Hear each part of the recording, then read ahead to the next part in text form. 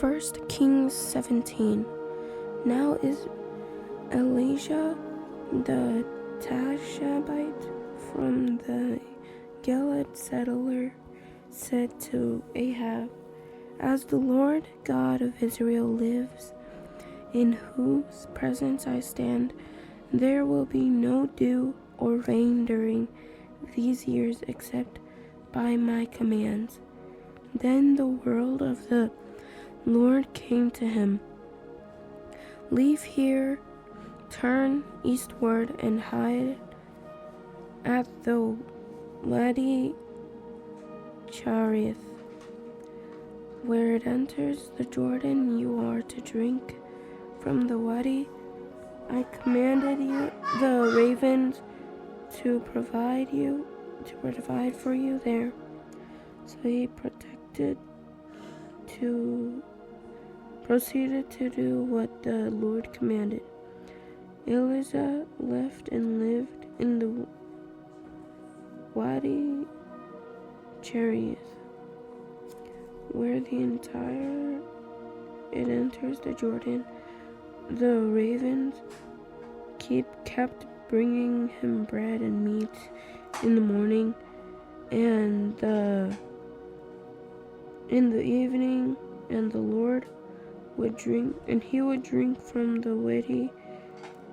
After a while, the Wadi dried up because there had been no rain in the land. Then the word of the Lord came to him,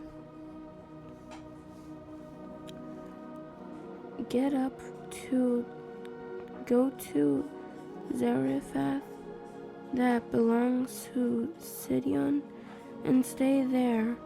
Look, I have commanded a woman who is a widow to provide you there."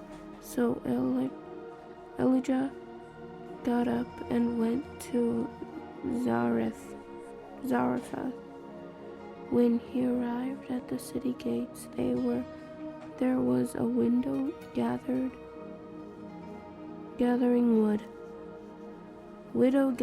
wood. Elijah called her and said, "Please bring me a little water in a cup and let me drink." As she went to get it, he called to her and said, "Please bring me a piece of bread in your hand." But she said, "As the Lord your God lives, I don't have anything to bake, only a handful of flour in a jar and a bit of oil in a jug. Just now, I am gathering a couple of sticks in order to go prepare it for myself and my son, so we can eat it and die." Then Elijah said to her, "Don't be afraid. Go do as you have said, but first make me a small loaf from it and bring it out to me. Afterward you may take some for yourself and your son, for this is what the Lord God of Israel says: the flour jar will not become empty and the oil jar will not run dry until the day the Lord sends rain on the surface of the land." So she proceeded to do according to the words of Elijah. Then the woman, Elijah, and her household ate for many days. The flour jar did not become empty, and the oil jug did not run dry, according to the word of the Lord he had spoken through Elijah. After this, the son of the woman who owned the house became ill. His illness got worse until he stopped breathing. She said to Elijah, "A man of God, what do you have against me? Have you come to call attention to my iniquity so that my son is put to death?" But Elijah said to her, "Give me your son." So he took him from her arms, brought him up to the upstairs room where he was staying, and laid him on his own bed. Then he cried out to the Lord and said, Lord my God, have you also brought tragedy on the widow I am staying with by killing her son? Then he stretched himself out over the body 3 times. He cried out to the Lord, Lord my God, please let this boy's life come into him again. So the Lord listened to Elijah, and the boy's life came into him again, and he lived. Then Elijah took the boy, brought him down from the upstairs room into the house, and gave him to his mother. Elijah said, Look, your son is alive. Then the woman said to Elijah, Now I know you are a man of God, and the Lord's word from your mouth is true.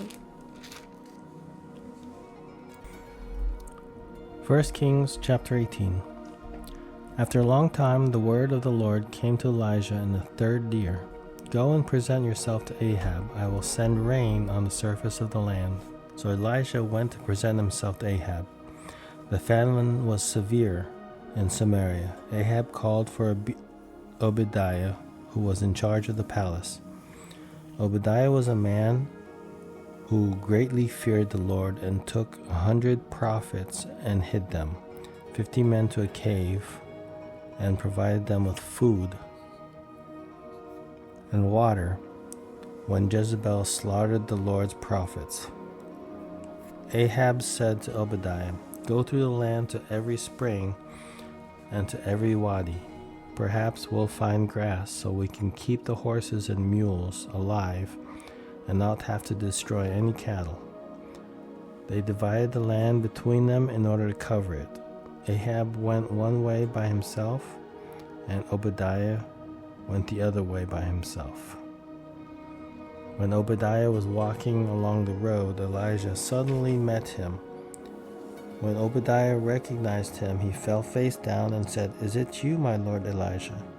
It is I, he replied. Go tell your lord Elijah is here.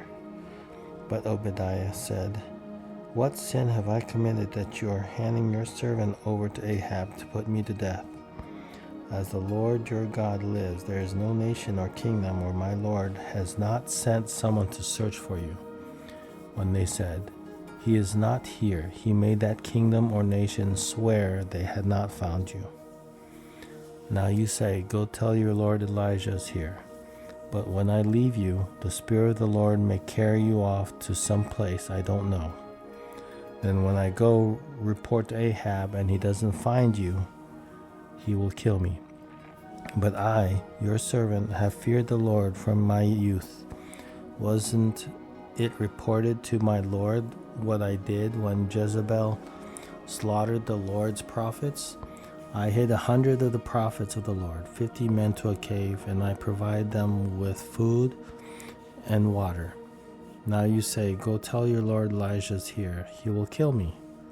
Then Elijah said, As the Lord of armies live, in whose presence I stand today, I will present myself to Ahab. Obadiah went to meet Ahab and told him. Then Ahab went to meet Elijah. When Ahab saw Elijah, Ahab said to him, Is that you, the one ruining Israel? He replied, I have not ruined Israel, but you and your father's family have, because you have abandoned the Lord's commands and followed the Baals.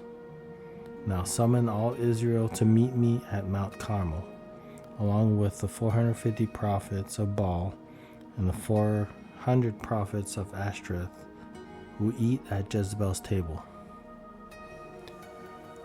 So Ahab summoned all the Israelites and gathered the prophets at Mount Carmel. Then Elijah approached all the people and said, How long will you waver between two opinions? If the Lord is God, follow him, but if Baal, follow him. But the people didn't answer him a word. Then Elijah said to the people, I am the only remaining prophet of the Lord, but Baal's prophets are 450 men. let 2 bulls be given to us.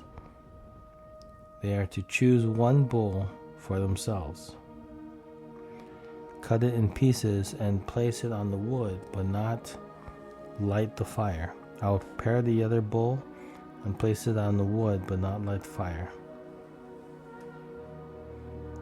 Then you call on the name of your God, and I will call in the name of the Lord. The God who answers with fire, he is God. All the people answered, that's fine. Then Elijah said to the prophets of Baal, since you are so numerous, choose for yourselves 1 bull and prepare it first. Then call on the name of your God, but don't light the fire. So they took the bull that he gave them, prepared it, and called on the name of Baal from morning until noon, saying, Baal, answer us. But there was no sound. No one answered. Then they danced around the altar they had made. At noon Elijah mocked them. He said, shout loudly, for he is a god. Maybe he's thinking it over. Maybe he has wandered away. Or maybe he's on the road. Perhaps he's sleeping and will wake up. They shouted loudly and cut themselves with knives and spears according to their customs, until blood gushed over them. All afternoon they kept on raving until the offerings of the evening sacrifice. But there was no sound. No one answered, no one paid attention.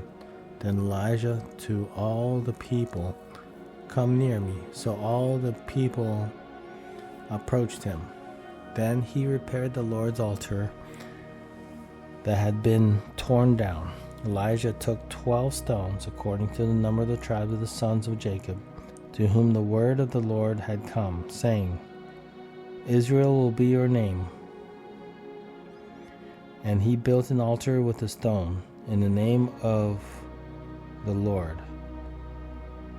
Then he made a trench around the altar, large enough to hold about 4 gallons. Next he arranged the wood, cut the bull, and placed it on the wood. He said, fill your water pots with water and pour it on the offering to be burned and on the wood.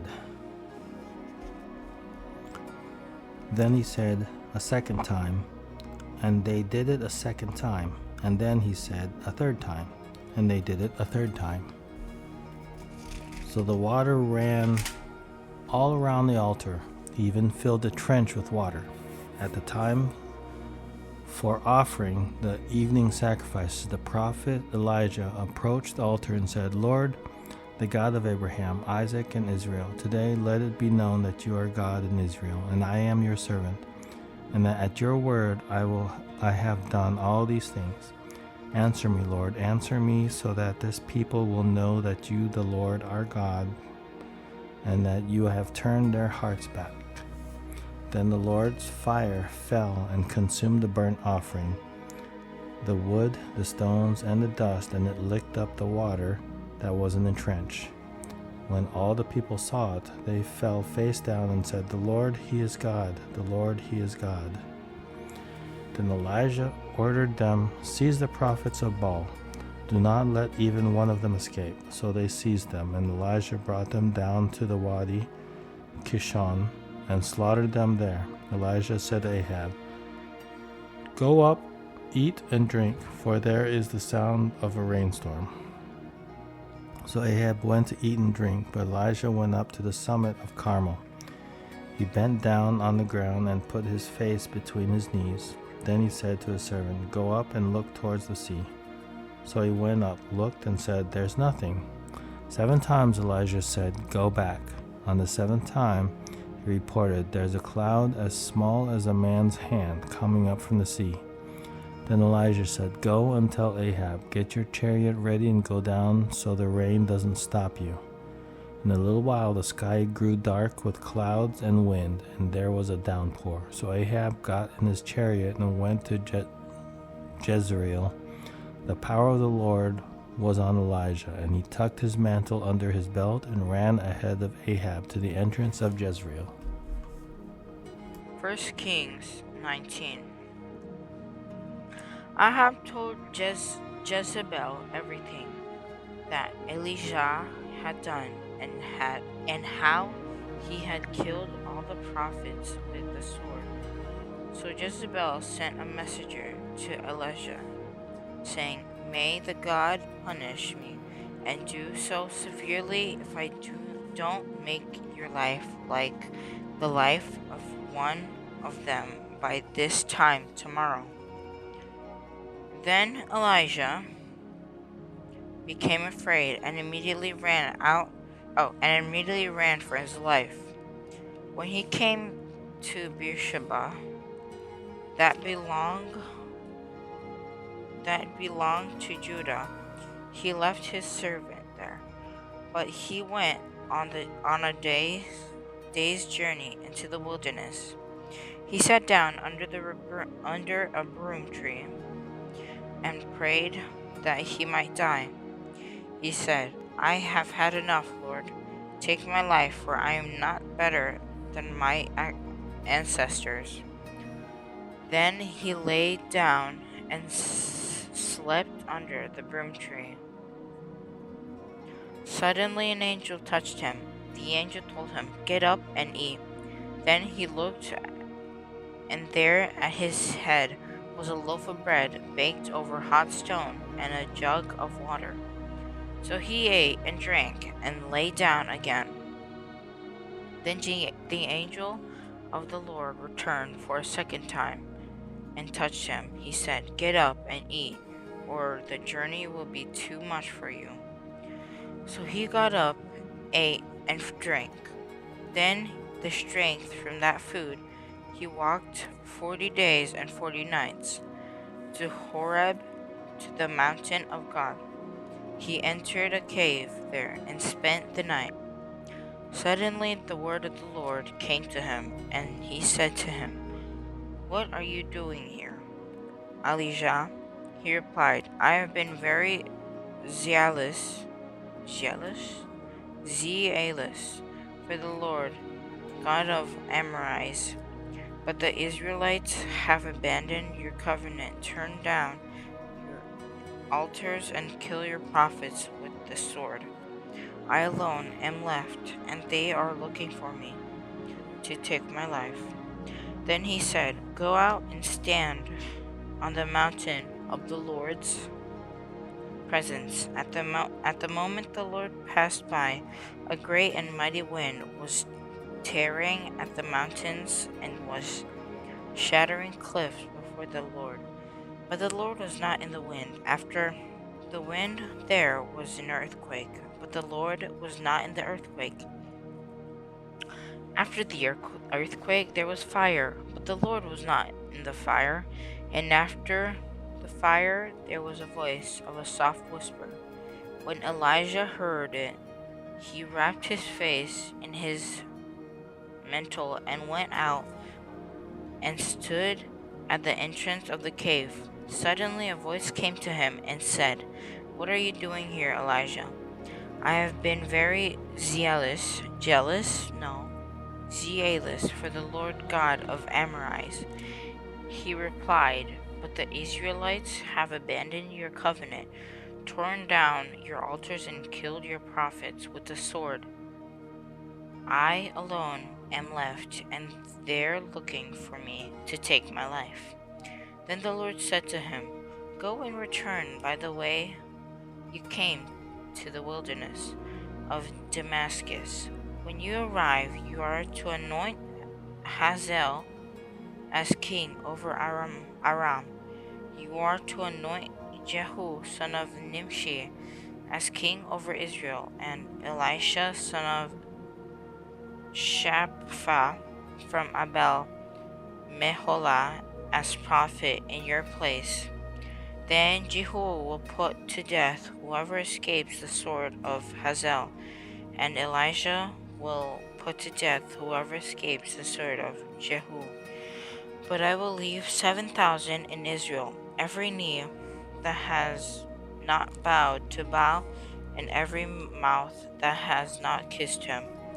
Elijah left there and found Elisha son of Shapha As he was plowing, 12 teams of oxen were in front of him, and he was with the 12th team. Elijah walked Elijah walked by him and threw his mantle over him. Elijah left the oxen, ran to follow Elijah, and said, "Please let me kiss my father and mother, and then I will go follow you." "Go on back," he replied, "for what have I done to you?" So he turned back from the following him, took the team of oxen and slaughtered them. With the oxen's wooden yoke and the plow, he cooked the meat and gave it to the people, and they ate. Then he left, followed Elijah, and served him.